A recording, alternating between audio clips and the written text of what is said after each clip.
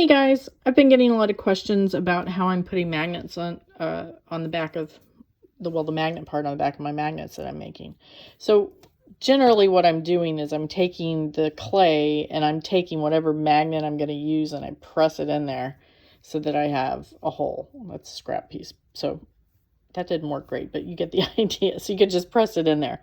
If you do that on the back of your pieces, do know that I did this on this one where I texturized the back, I put my signature in, and I had pushed in the hole first, and then it closed up a little bit on me, and I didn't notice it, and so I ended up with the Dremel tool to route it out a little bit. So if you do it, just make sure that you use your magnet to press in there to make that hole last, so you don't accidentally close it up. So on this magnet, this is the older one. I've had this one for, I don't know, 5 years ago, a long time ago I made this one. It's just a single layer, and if you can see, the magnet is just sitting on top. On this one, I did one with a double layer. So I made the top layer of the magnet, then I baked it, then I added the second version, or the second piece on it, and then I made the hole. And I think for this one, instead of actually pressing the magnet in there, I think I used a cutter that was the right size. But either way, either one would work. So I put that in there, and then I glued it on. Not glued it on. I put it together on the baked piece with some liquid Sculpey, and then bake that again. So then I have my magnets with the little hole in there. So as far as what kind of glue I use, people ask, well, what's the best kind of glue for polymer clay? And the answer is none. So far, they've all failed on me, especially for a magnet. These really strong earth magnets are really going to add some pressure, when you actually put them on a refrigerator or whatever.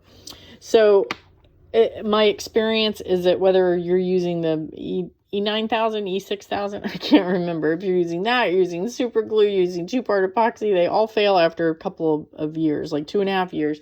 I have a whole box of projects that have fallen off the wall because I made wall hangings and glued things. So rough learning process, but eventually they do fail if they've got some kind of pressure on them at all, whether that's gravity or, actually using them.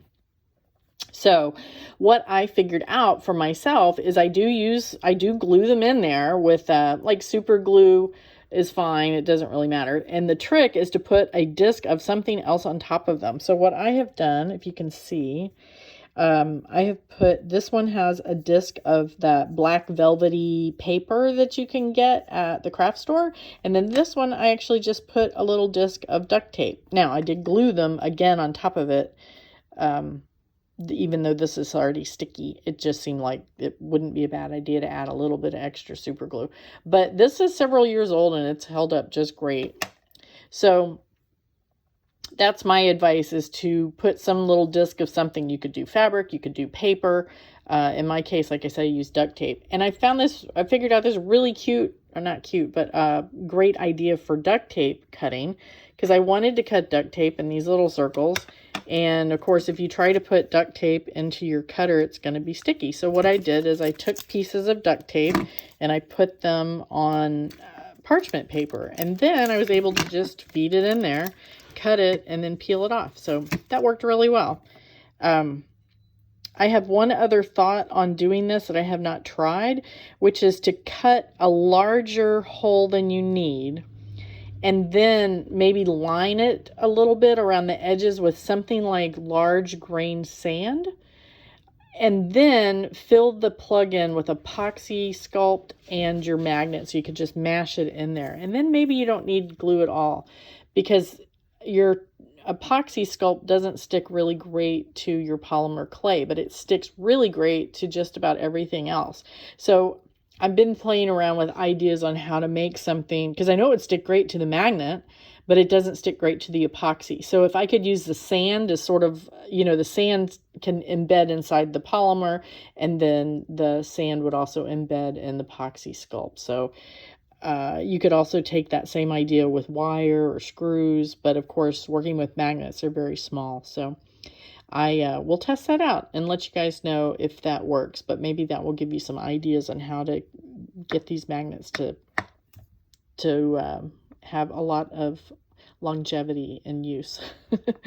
Talk to you later. Bye.